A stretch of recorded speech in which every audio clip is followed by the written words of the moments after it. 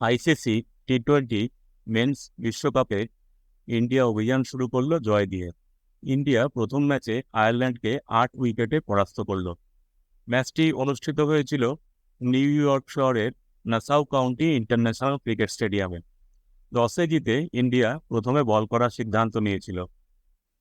এই পিচে বল দারুণ মুখ করছিল।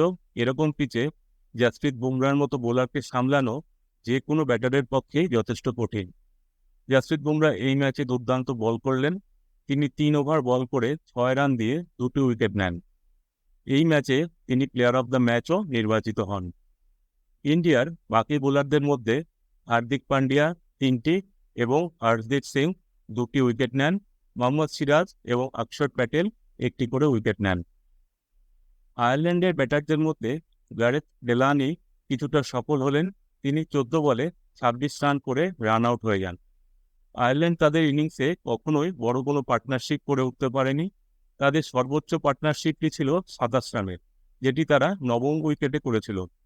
বড় কোনো পার্টনারশিপ না হওয়ার জন্য আয়ারল্যান্ড বেশি রান করে উঠতে পারেনি। তাদের ইনিংস শেষ হয় 16 ওভারে 96 রানে।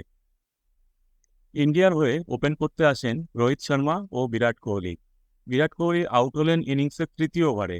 রোহিত শর্মা অন্য প্রান্তে দারুণ খেললেন। তিনি অসাধারণ কয়েকটি পুল শট মারলেন। তিনি করেন 37 বলে 52 রান।